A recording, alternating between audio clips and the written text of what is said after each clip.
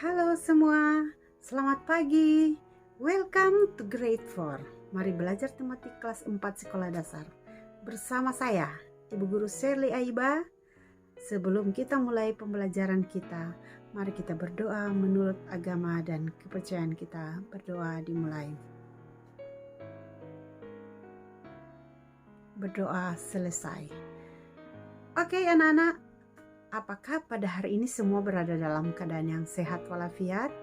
Oke, saya berharap semua berada dalam keadaan yang sehat walafiat. Mari kita ikuti pembelajaran yang kelima dan 6 untuk tema 3, subtema 1, ya. Sambungan dari pembelajaran sebelumnya. Nah, mari kita ikuti pembelajarannya. Seperti yang anak-anak pelajari sebelumnya, salah satu kewajiban kita adalah menjaga kelestarian tumbuhan yang ada di sekitar kita. Kita juga mencoba melakukan kegiatan menanam tanaman yang kita sukai. Nah, sekarang anak-anak akan melakukan refleksi terhadap pertumbuhan dan perawatan terhadap tanaman tersebut dengan menjawab pertanyaan. Ada 3 ya. Apakah tanaman yang kamu tanam dapat tumbuh dengan baik? Jika tidak, mengapa? Kedua, apakah kamu sudah melakukan kewajibanmu merawat dengan baik? Ya. Dan yang ketiga, apa akibatnya jika melalaikan kewajibanmu dalam merawat tumbuhan? Nah, anak-anak, coba anak-anak amati gambar yang ada di slide.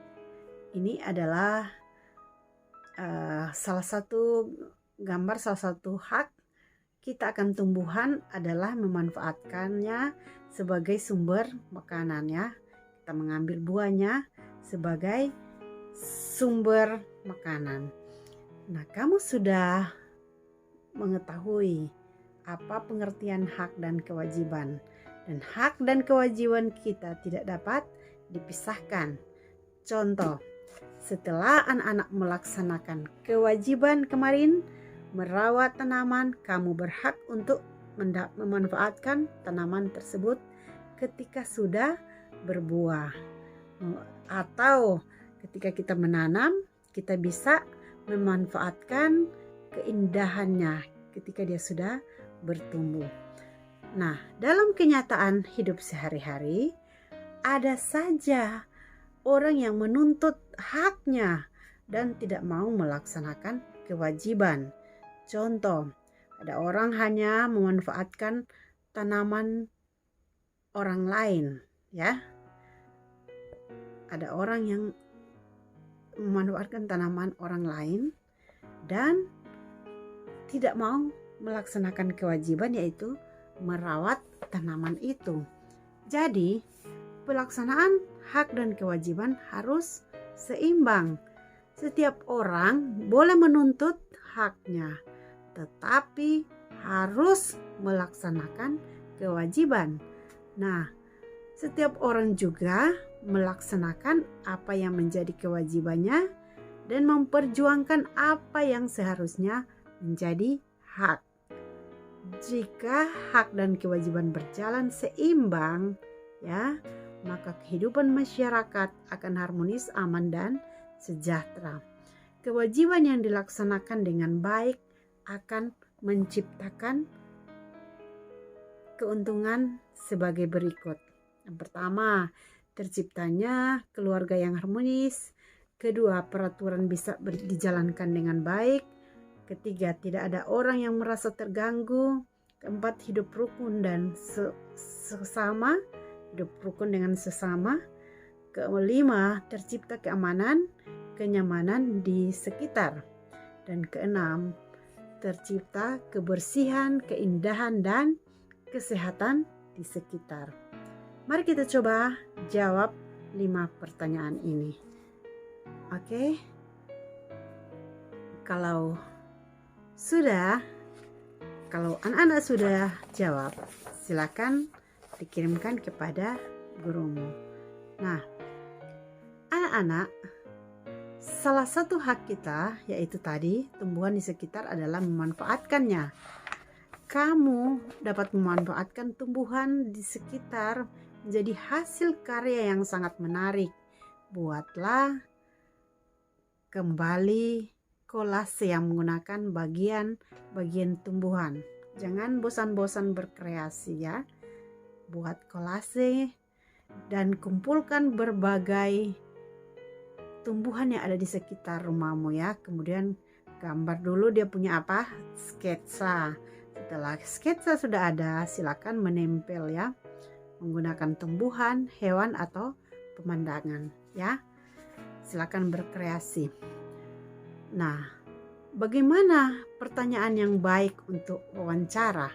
Kita sudah mempelajari kata-kata yang digunakan untuk menanyakan sesuatu ya.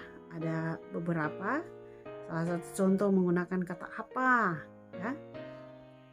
Ada lagi mengapa ya. Kita sudah pelajari sebelumnya.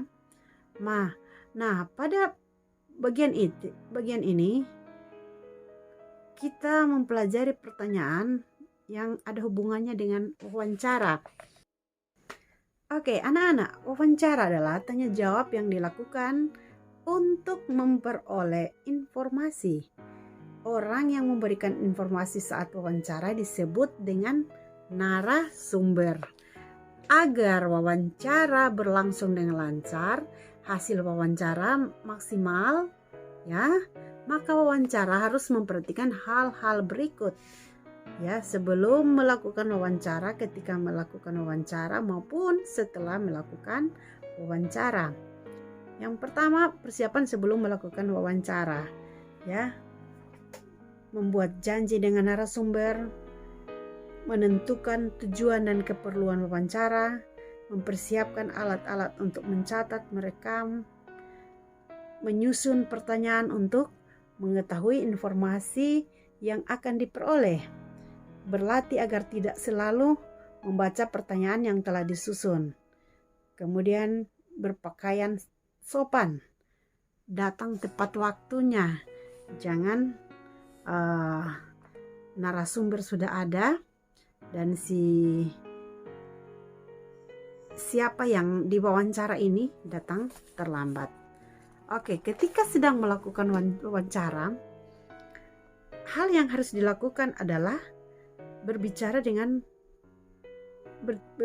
dengan sopan ya, bersikap yang sopan. Kemudian sebelum melanjutkan pertanyaan, sebaiknya wawancara diawali dengan perkenalkan diri, menyebutkan tujuan wawancara. Jika belum mengenal narasumber, sebaiknya tanyakan lebih dahulu nama narasumber tersebut. Ya. Dan mulailah wawancara dengan pertanyaan yang ringan dan tidak langsung bertanya pada topik wawancara. Pada saat wawancara, jawaban narasumber dapat kamu kembangkan, ya. Dan setelah melakukan wawancara, mohon diri, ucapkan terima kasih tentang hasil karya kolase yang Anda buat. Kedua, menurutmu bagaimana yang menarik dari hasil karya tersebut dan mengapa? Apa saran yang kamu sampaikan agar karya seni tersebut lebih baik lagi? Nah, anak-anak, kita jawab pertanyaan tersebut agar ketika kita melakukan sesuatu hal yang penting, kita tahu mengapresiasi hal itu, teristimewa mengapresiasi diri kita sendiri.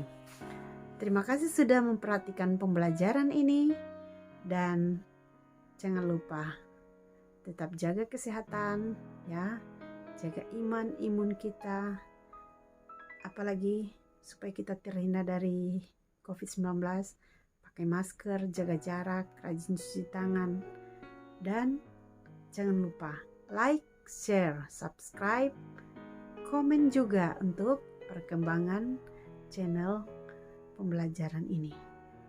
Salam sehat.